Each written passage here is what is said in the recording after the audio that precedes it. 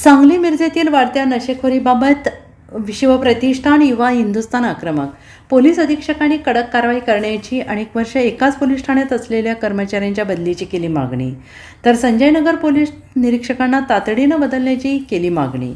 सांगली जिल्ह्यामध्ये नशेखोरांची दहशत वाढली असून याबाबत कडक कारवाई करण्यासाठी आता शिवप्रतिष्ठान युवा हिंदुस्थान आक्रमक झाले आहे. आज शिवप्रतिष्ठान युवा हिंदुस्थानचे प्रमुख नितीनदादा चौगुले यांनी पत्रकार परिषदेत पोलीस यंत्रणेवर टीकास्त्र सोडलेलं आहे. मिरजेतील पोलिसांवर नशेखोरांनी केलेला हल्ला आणि संजयनगर हद्दीत हल्लेखोरांनी घातलेला धिंगाणा आणि याबाबत पोलीस दल कडक कारवाई करणार आहे का नाही, असा सवालसुद्धा नितीनदादा चौगुले यांनी उपस्थित केला आहे. अनेक पोलीस ठाण्यांमध्ये वर्षानुवर्ष काही पोलीस कर्मचारी हे तळ ठोकून आहेत आणि अशा पोलीस कर्मचाऱ्यांचे नशा सप्लाय करणाऱ्या लोकांशी लागीबंदी असल्याचा आरोपसुद्धा नितीन चौगुले यांनी केला आहे. त्यामुळे अशा कर्मचाऱ्यांना तातडीनं एका ठिकाणाहून हलवणं आवश्यक आहे आणि याबाबत पोलीस अधीक्षकांनी कारवाई करावी असे आवाहनसुद्धा नितीन चौगुले यांनी केलं आहे. आणि याचबरोबर संजयनगर पोलीस ठाण्याचे अधिकारी यांनाही तातडीने बदलून संजयनगरसाठी सक्षम अधिकारी द्यावा अशी मागणी नितीन चौगुले यांनी केली. नशेखोरांवर कारवाई करण्यासाठी पोलीस दलावर कोणाचा दबाव आहे का, आणि जर असेल तर त्याचे नाव पोलीस अधीक्षकांनी जाहीर करावे असं आवाहन करत कोणीही पोलीस दलाचा सुप्रीमो बनण्याचा प्रयत्न करू नये असा टोला त्यांनी लगावला. गेल्या काही वर्षांपासून सांगलीमध्ये ज्या पद्धतीनं नशेखोरी वाढलेली आहे, ड्रग्सचे अड्डे या सांगलीमध्ये सापडलेले आहेत आणि त्या नशेखोरीमुळे वाढते गुन्हे या सांगलीमध्ये घडत आहेत.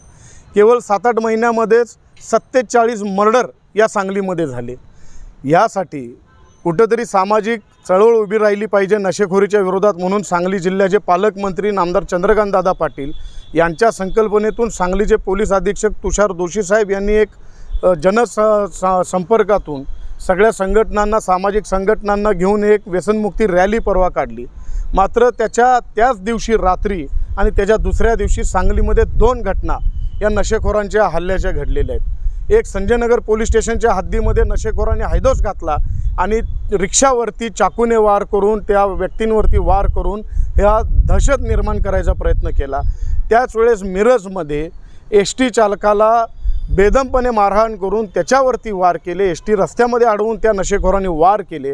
हे जिहादी अब्दुल्ला पटेल आणि सैफुल्ला पटेल यांनी ह्या एस-टी कंडक्टरवरती वार केला. त्याला वाचवत असताना तिथं असणारे जे पोलीस कर्मचारी होते, एक कोंडिबा सरगर आणि घुबडे नावाचे जे कर्मचारी आहेत, त्यांनी त्या आरोपीला पकडताना त्या पोलीस कर्मचाऱ्यावरती सुद्धा या नशेखोरांनी वार केले. म्हणजे या नशेखोरांचं धाडस या सांगलीमध्ये इतकं वाढलेलं आहे. माझी जिल्हा पोलीस प्रमुखांना नम्र विनंती आहे की ह्या नशेखोरांचं ताबडतोब बंदोबस्त यांचा केला पाहिजे. मी आत्ता सिव्हिल हॉस्पिटलमध्ये जाऊन, मिरज सिव्हिलमध्ये जाऊन त्या कंडक्टर महादेव शिंदे त्यांची भेट घेतली. त्याचबरोबर कोंडिबा सरगर जे पोलीस कर्मचारी जखमी आहेत त्यांची भेट घेतली. वैद्यकीय अधिष्ठाता आहेत आपले प्रकाश गुरव साहेब, वैद्यकीय अधीक्षक रुपेश शिंदे साहेब आहेत, यांची भेट घेतली आणि तब्येतीची विचारपूस केली. त्या बिचारे पोलीस कर्मचारी आहेत त्यांच्यावरती वार झाला. थोडक्यात वार, त्या लिव्हरच्या बाजूला तो वार झाला आहे. 1 इंच जरी तो वार सरकला असता तर आमचे पोलीस कर्मचारी हे त्या ठिकाणी शहीद झाले असते. मी सरकारकडे तर मागणी करतोय की आमच्या पोलीस कर्मचाऱ्यांना, या दोन्ही पोलीस कर्मचाऱ्यांना सरकारने एक शौर्य पदक दिलं पाहिजे. आणि SP साहेबांकडे मागणी करतोय की ही नशेखोरी जर थांबवायची असेल तर पहिला आपल्या संपूर्ण जिल्ह्यामधील काही पोलीस स्टेशनचे कर्मचारी आहेत जे हप्तेबाजीमध्ये अडकलेले आहेत, त्यांच्यावरती कठोर कारवाई करून वर्षानुवर्ष ठाण मांडले त्यांची बदली केली पाहिजे. एक पोलीस स्टेशन आहे सांगली शहरमधलं, एक पोलीस स्टेशनचे पोलीस निरीक्षक स्वतः मद्यधुंद अवस्थेमध्ये ऑफिसमध्ये असतात. त्याचबरोबर गुन्हेगारांना अभय दिलं जातं अशी तक्रार तेथील स्थानिक असणारे नगरसेवक, त्याचबरोबर माजी केंद्रीय मंत्री, त्याचबरोबर आत्ताचे खासदार आणि भाजपाच्या महिला राज्यस्तरावरच्या इथल्या नेत्या आहेत नीताताई केळकर यांनी या संदर्भातल्या तक्रारी केलेल्या आहेत. इथल्या नागरिकांनी तक्रारी केलेल्या आहेत. त्या पोलीस निरीक्षकाला ताबडतोब हटवलं पाहिजे. त्याशिवाय तुम्हाला जी इच्छित असणारं पोलिसिंग आहे, ह्या जनतेसाठी रक्षण करण्याची तुमची जी इच्छा आहे, जे आपण सगळे अभियान राबवता, ते यशस्वी होऊ शकत नाही.